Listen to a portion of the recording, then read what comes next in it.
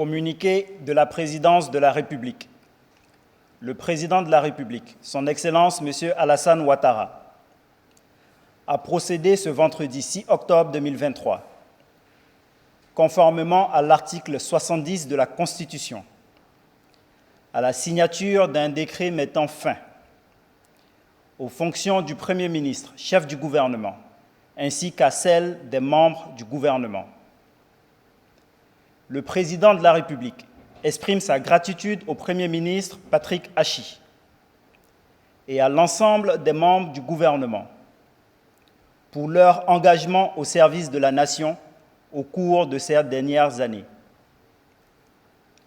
En attendant la nomination du nouveau Premier ministre et la mise en place du nouveau gouvernement, le Premier ministre et les membres du gouvernement sortant sont chargés d'expédier les affaires courantes, fait à Abidjan le vendredi 6 octobre 2023.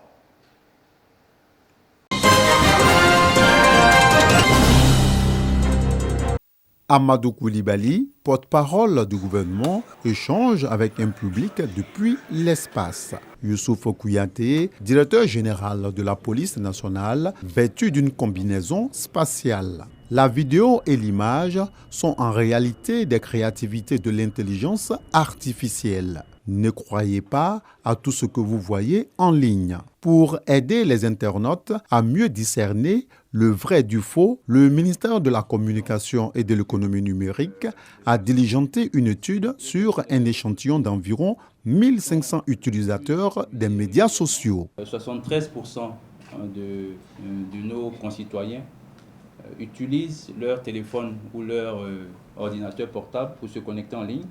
90% vont sur les réseaux sociaux et 83% c'est pour tout ce qui est recherche d'informations sur la toile. En moyenne, 60% de ces personnes passent 4 heures sur Internet. On note également que très peu d'usagers connaissent les actes répréhensibles sur Internet, notamment les fake news et les injures. Face à la situation, le ministère de la Communication et de l'Économie numérique, en collaboration avec plusieurs structures, a organisé des ateliers de sensibilisation du 29 août au 8 septembre dernier. C'est une réponse à la mauvaise utilisation des réseaux sociaux dénommés en ligne tous responsables. Il y a un gros travail de vulgarisation.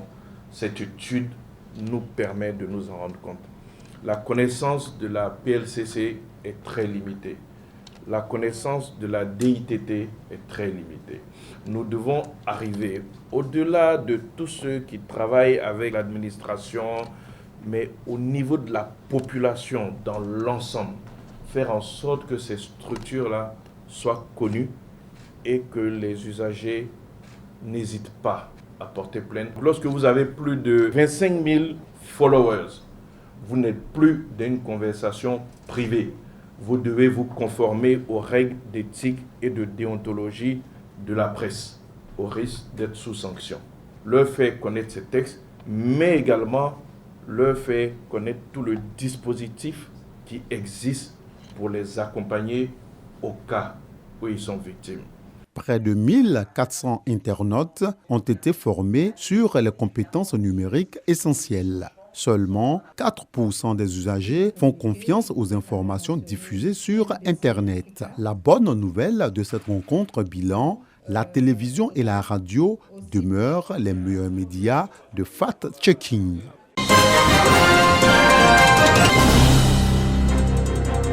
Ils sont spécialisés dans la vente illicite de timbres administratifs. Ils opéraient depuis 5 ans. Aujourd'hui, ils sont stoppés net dans leur élan. Une opération menée par l'unité de lutte contre la criminalité transnationale organisée a permis d'interpeller ces présumés trafiquants qui sévissaient entre la Chine et la Côte d'Ivoire.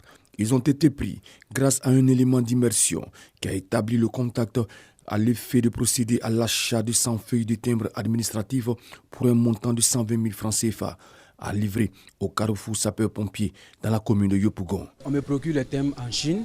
Je viens avec dans ma valise. Souvent, chaque valise, au moins, je mets un de 5 kg, 5 kg.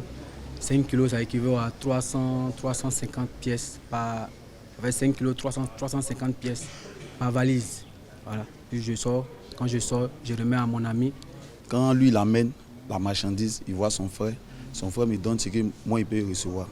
Et puis moi, comme il gérait cabine au sein du palais de justice, plateau, il partait monter aux dames là, ah, est-ce que ça là, vous pouvez en prendre? Il dit oui, ça marche ici. Il dit, quand ils amènent, il prend, il balance ça aux gens.